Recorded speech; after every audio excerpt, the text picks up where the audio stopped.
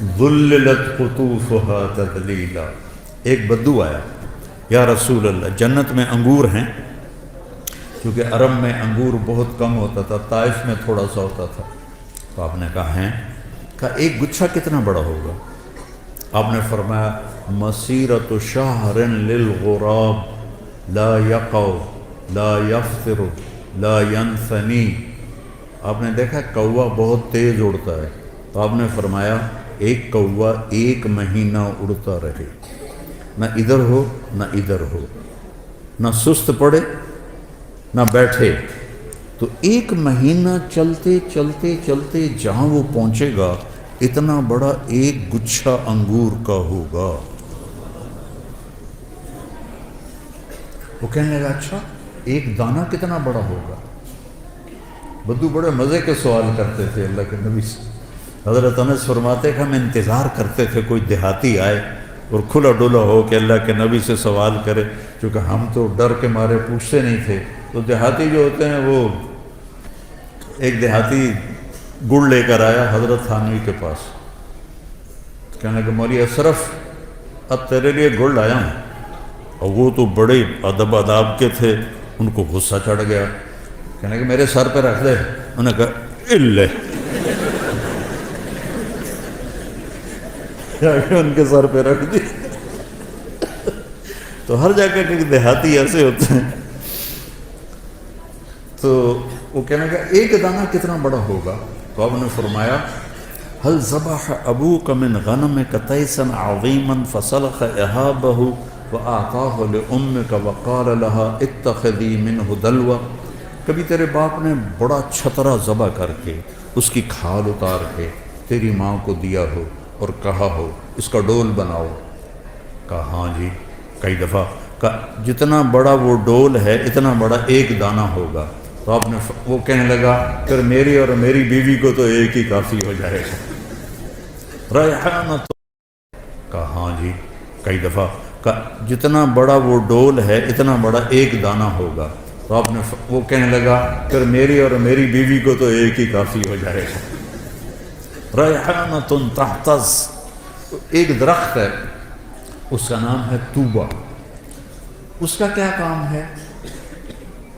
وہ آپ کے لیے لباس بناتا ہے، اس کے اوپر بڑے بڑے پھول ہیں، بڑے بڑے پھول، ہر جنتی کو یہ ملے گا۔ اور میرے نبی نے فرمایا یہ سمجھو اس کا تنا ہے۔ آپ نے فرمایا جوان اونٹ پہ بیٹھ کے یہاں سے سفر شروع کرو اس کے گرد چکر لگانے کا، تو وہ اونٹ چلتے دوڑتے دوڑتے دوڑتے بوڑھا ہو جائے گا، اور بوڑھا ہو کے حتیٰ تسقط ترقوتها حرما، اور وہ بوڑھا ہو کے گر کے مر جائے گا، لیکن اس کے تنے کی گولائی کو ناپ نہیں سکے گا، اتنا بڑا تنا ہوگا۔ تو اس میں پھول لگے ہوئے ہیں، اور اللہ تعالیٰ ہر جنتی کو اور ہر جنتی عورت کو 100 جوڑے پہنائے گا، 100۔ یہ میں نے کوٹ پہنا ہوا ہے، آپ سب نے بھی جرسیاں کوٹ پہنے ہوئے ہیں، تو وزن ہی لگ رہے ہیں، بھارے لگ دیتے ہیں۔ 100 جوڑے کیسے اٹھائے گا؟ 100 جوڑے، اور جب 100 جوڑے وہ پاون لگے گا، 1 2 3 4 5 6 7 8 9 10 موٹے طرح رہ گئے۔ پھر جب اتارنے لگے گا تو پھر 1 2 3 40 50 60 پھر موٹے رہ گئے۔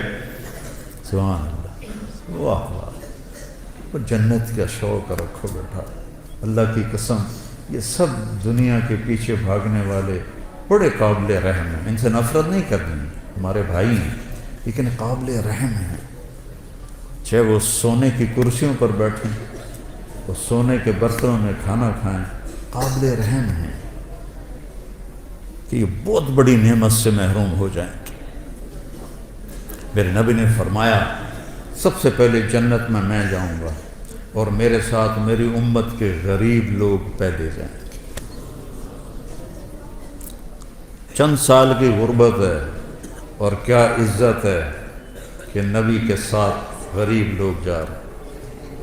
حضرت انس نے پوچھا یا رسول اللہ قیامت کے دن آپ کہاں ہوں گے؟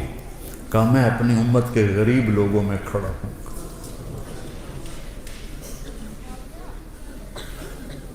قیامت کے دن اللہ تعالیٰ فرشتوں سے کہے گا ایتوہم فحیوہم، جاؤ ان کو سلام کرو۔